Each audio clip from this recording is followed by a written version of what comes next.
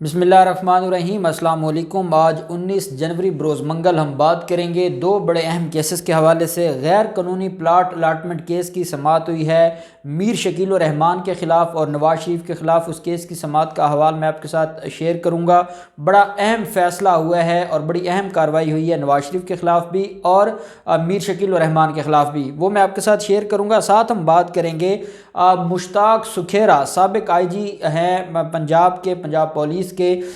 उनकी एक दरख्वास्त थी। मैंने रात इसके ऊपर बात की थी, इसका जिक्र किया था और आज उसके ऊपर समाअत हुई है चीफ जस्टिस कासिम खान साहब की अदालत में, जो कि लाहौर हाई कोर्ट के चीफ जस्टिस हैं। उनकी अदालत में यह समाअत हुई और जो रिप्रेजेंट कर रहे थे डॉक्टर खालिद रांझा साहब हैं, जो सीनियर एडवोकेट हैं, वो रिप्रेजेंट कर रहे थे मुश्ताक सुखेरा को।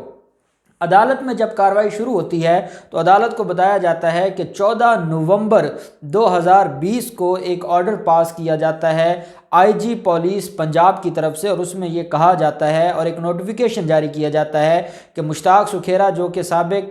पुलिस चीफ हैं, उनके पास जो बुलेट प्रूफ गाड़ी है और जो सिक्योरिटी है वो वापस ली जाती है। और ये एक गलत और गैर कानूनी ऑर्डर था और ये गैर कानूनी नोटिफिकेशन था और उसको हमने चैलेंज किया है। और उसमें ये बताया गया कि जब नवंबर में हमारे ख़िलाफ़ ये ऑर्डर आता है तो हम IG के पास गए और IG को हमने अब बारहा दरख्वास्तें भी दी और हमने उनसे कहा कि आपका ये ऑर्डर ठीक नहीं है, आप हमें रिलीफ दें। एक शख्स जो है वो साबिक IG है और उसके ख़िलाफ़ मॉडल टाउन का केस भी है और इंसदाद दहशतगर्दी की अदालत में वो मुबैना मुलज़म भी है और उसने पेश होना होता है, तो उसके लिए बड़ा मसला है और उसकी सिक्योरिटी के लिए जो है वो उसको रिलीफ दिया जाए।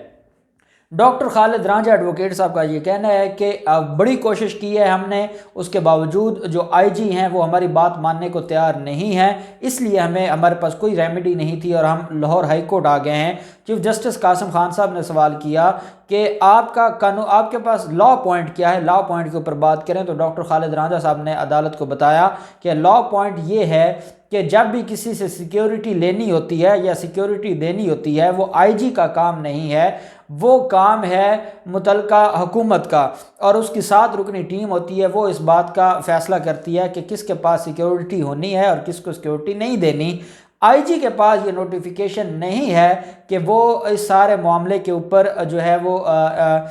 ये जो सस्पेंड करें या उनके पास जो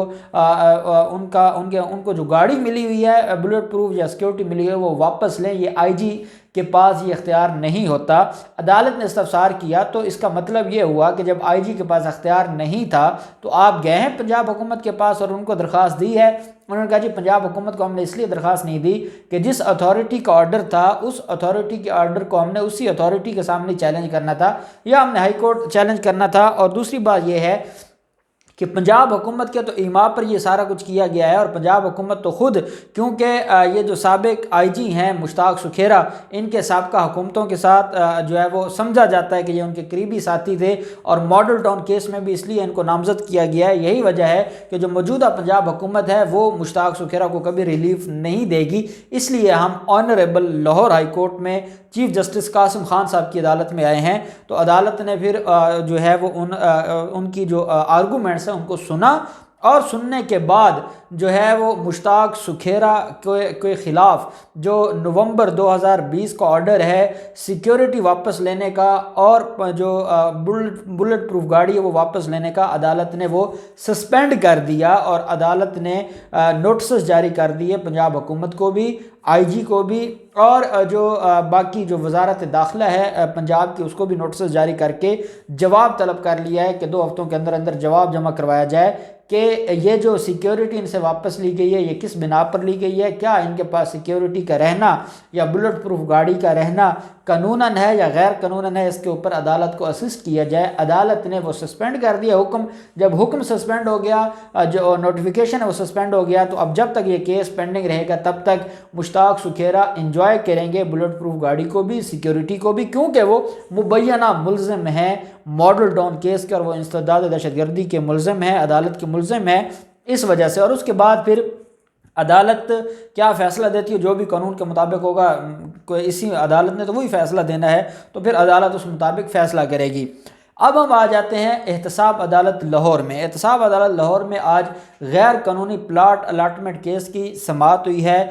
یہ کیس جو ہے میر شکیل الرحمان کے خلاف ہے۔ میر شکیل الرحمان لمبا عرصہ جیل میں بھی گزارا ہے، جیل کی جگہ تو وہ تو بیٹھے رہے خیر سروسز ہاسپٹل میں، لیکن وہ جو ہے وہ قید میں تھے اور وہ کاغذی طور پر وہ اریسٹ ہوئے تھے اور وہ جو ہے وہ جیل میں تھے۔ اب اس میں ایلیگیشن کیا تھا؟ ایلیگیشن یہ تھا کہ انہوں نے نواز شریف کے ساتھ مل کر اور نواز شریف کی ملی بھگت سے اور سابق جو ڈی جی ہیں ایل ڈی اے کے ہمایوں فیض رسول، ان کے ساتھ مل کر جو ہے وہ انہوں نے 54 پلاٹ، ایک کنال کے 54 پلاٹ جو ہے وہ اس کی ایگزمپشن لی، اور جو ایگزمپشن پالیسی ہے 1986 کی، اس کی خلاف ورزی کرتے ہوئے انہوں نے جو ہے وہ ایگزمپشن لی اور ایک ہی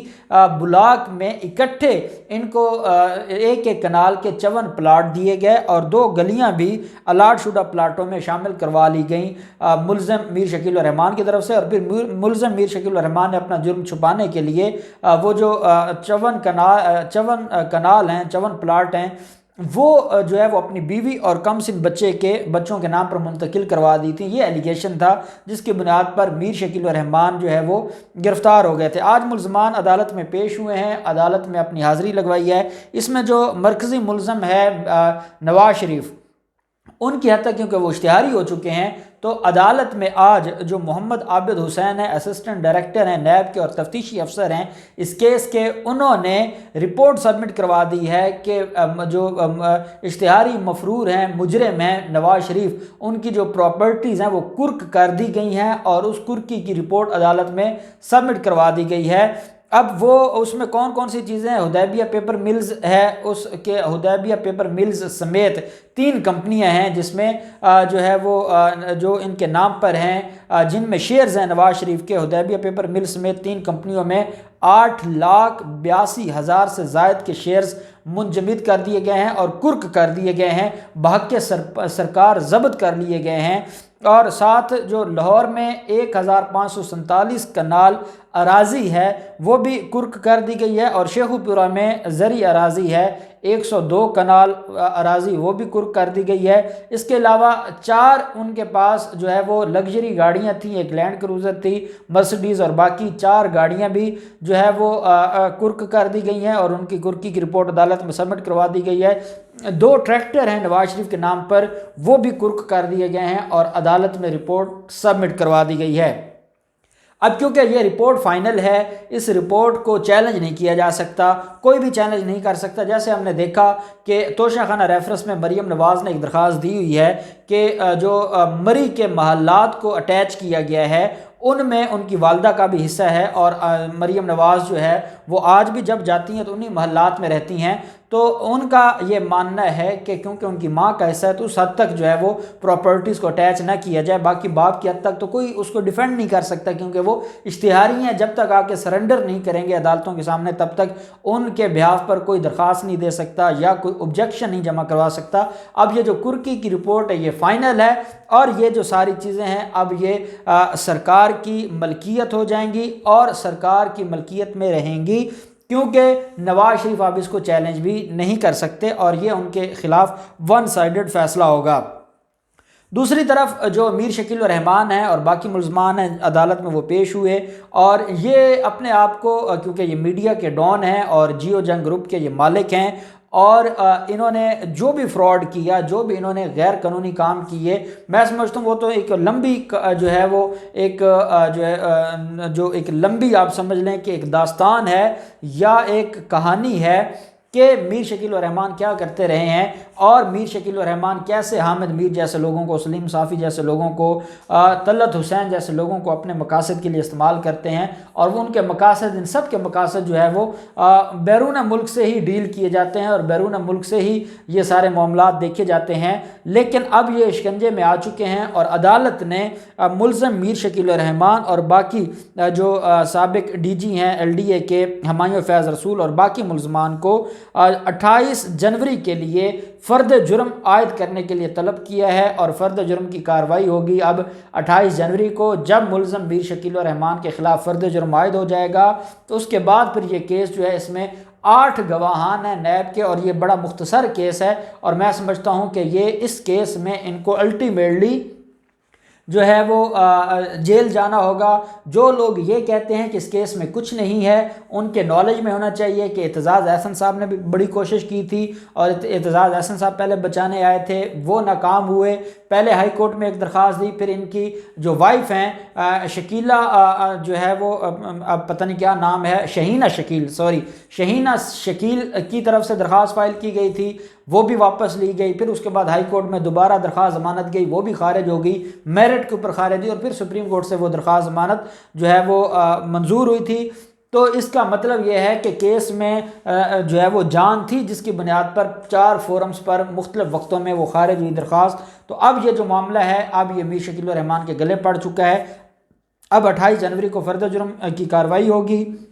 جو بھی ڈیٹیلز ہوں گی ہم آپ کے ساتھ شیئر کریں گے۔ اللہ پاک پاکستان کا حامی و ناصر ہو۔ بہت شکریہ۔ اللہ حافظ۔ پاکستان زندہ باد۔